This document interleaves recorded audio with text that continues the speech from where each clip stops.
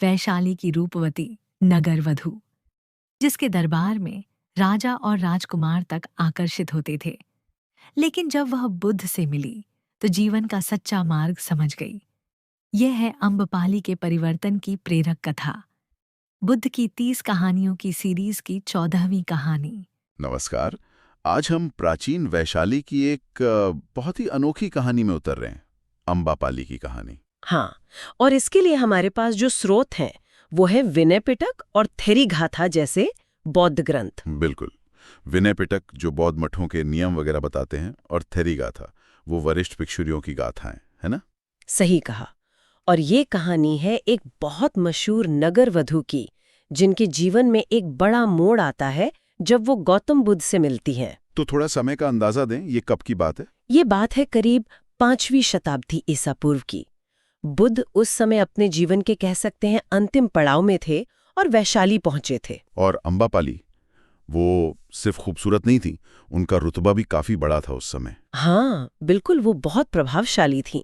उन्हें नगर वधू कहा जाता था, जिसका मतलब उस समाज में था शहर की सबसे प्रतिष्ठित सम्मानित गणिका। बड़े बड़े राजकुमार, व्यापारी सब उनका सम्मान करते थे। ये अपने आप में एक असाधारण स्थिति थी उस वक्त। और फिर बुद्ध वैशाली आते हैं।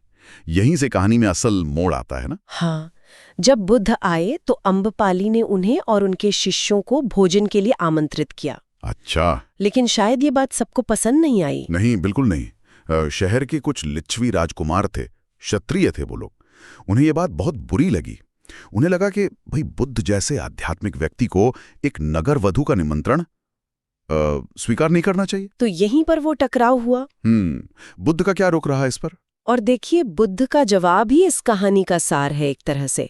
उन्होंने ना सिर्फ अम्बपाली का निमंत्रण माना, हाँ, बल्कि उन राजकुमारों को ये भी समझाया कि देखो, किसी इंसान का मूल्य या सम्मान उसके जन्म या उसके पेशे से तय नहीं होता। मतलब उसके कर्म और उसका चरित्र मायने रखता है। बिल्कुल, ज्ञान, कर्म, चरित्र। ये कहना कि आध्यात्मिक योग्यता जन्म या पेशे से ऊपर है, ये उस जमाने के लिए बहुत क्रांतिकारी बात थी।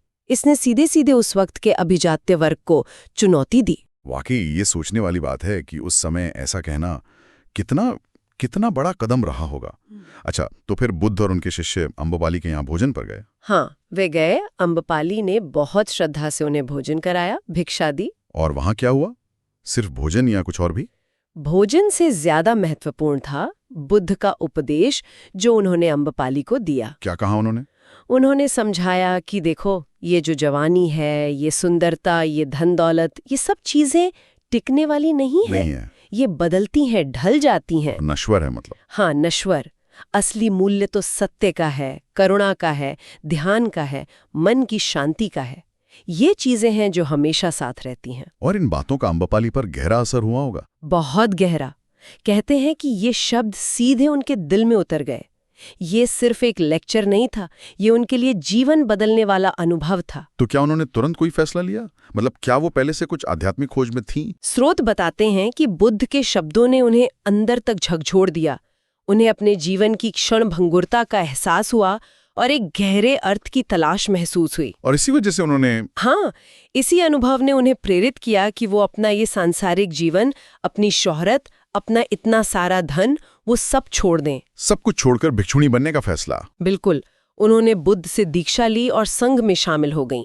मतलब जो बौद्ध भिक्षुओं और भिक्षुणियों का समुदाय था। संघ में शामिल होने के बाद उनका सफर कैसा रहा? क्या वो बस एक आम भिक्षुणी बनकर रह गई? नहीं, वो एक बहुत सम्मानित थेरी बनी। थेरी यानी एक वरिष्ठ, एक ज्ञानी भिक्षुणी। संघ में उनका बहुत आदर था। अच्छा। और सबसे खास बात यह है कि उन्होंने अपनी जो आध्यात्मिक यात्रा थी, जो आत्म साक्षात्कार का अनुभव था, उसे कविताओं में लिखा। ओह, वही जो थेरीगाथा में शामिल है? हाँ, वही थेरीगाथा यानी वरिष्ठ भिक्षुणियों की गाथाएं। उनकी कविताएं आज भी हमें उनके उस परिवर्तन और उस शांति का अनुभव कराती हैं। तो अगर हम अम्बपाली की कहानी से कुछ मुख्य बातें निकालें तो क्या होंगी? मेरे ख्याल से तो सबसे पहली बात यही है कि असली सुंदरता बाहर नहीं, अंदर होती है। मन की पवित्रता में, आध्यात्मिक विकास में। बिल्कुल सही कहा। और दूसरी बात ये कि परिवर्तन की संभावना हर किसी में है, चाहे उनका अतीत या पृष्ठभूमि कुछ भी क्यों न हो। हाँ, ये बहुत जरूरी बात है। और बुद्ध का जो धम्म था, उनका जो सिखाया हुआ रास्ता था, वो सबके लिए खुला था। स्त्री, पुरुष, ऊंच नीच, अमीर गरीब, सबके लिए आध्यात्मिक ज्ञान का दरवाजा खुला था। अम्बापाली का संघ में इतना सम्मान पाना इसी बात का सबूत है। सही है। उनका संदेश किसी एक वर्ग या लिंग तक ही सीमित नहीं था। अच्छा, चलिए इस चर्चा को एक आखिरी विचार के साथ खत्म करते हैं। हाँ, जरूर। अम्बापाली की कहानी हमें ये सोचने पर मजबूर करती है कि आज भी हम कितनी बार लोगों को उनके बाहरी रूप या उनके काम या उनकी सामाजिक हैसियत से जज कर लेते हैं ना?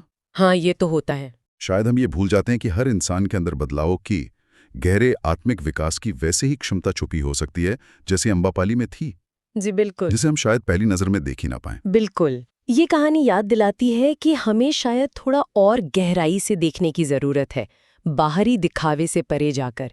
सही कहा। व्यक्ति के भीतरी गुणों और उनकी संभावनाओं को देखने की कोशिश करनी चाहिए। अगर आपको यह कहानी प्रेरणादायक लगी हो तो वीडियो को लाइक करें, कमेंट में नमो बुद्धाय लिखें और बताएं कि आपने क्या सीखा। वीडियो को अपने मित्रों के साथ जरूर शेयर करें और ऐसी ही और कथाओं के लिए चैनल टेल्स फोरम को सब्सक्राइब करें। अगली कथा की सूचना पाने के लिए बेल आइकन दबाना न भूलें। बुद्ध की 30 कहानियों की इस यात्रा में हमारे साथ बने रहें। हर कहानी एक नई सीख, एक नई दिशा लेकर आती है। नमो बुद्धाय।